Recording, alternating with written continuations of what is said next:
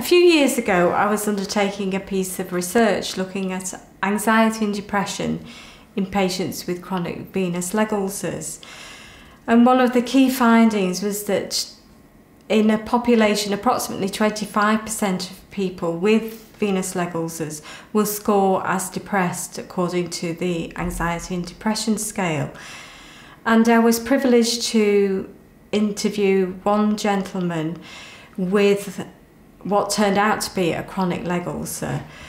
And his story was really quite sobering. He was a gentleman who had been widowed a couple of years previously and left with 3 relatively young children to bring up.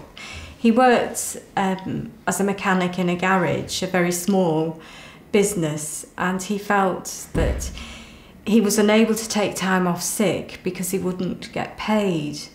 So he spiralled really into depression because he was trying to self-manage. He would take Germolene and Melalin into the garage to redress his ulcers and a mirror so that he could actually see what he was doing, and that necessitated 2 or 3 times in a working day he would have to change the dressings because obviously he's on his feet, and the exudate from venous ulcers we know is a key factor in management. This went on for quite a protracted period of time. Eventually his friend persuaded him to just go and see the nurse if he didn't feel confident really to go and see the doctor. I think one of the concerns for him was that this wound might be something more sinister.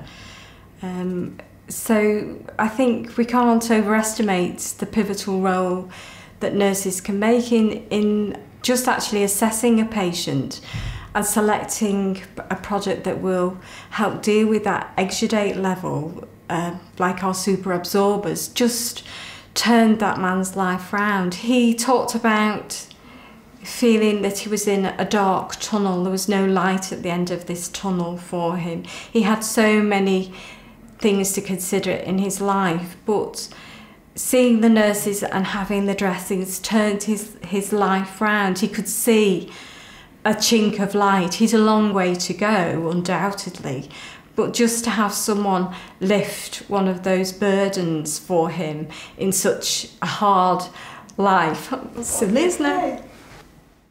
Most people take their lunch to work, not Germolene, Melalin and Lint or whatever.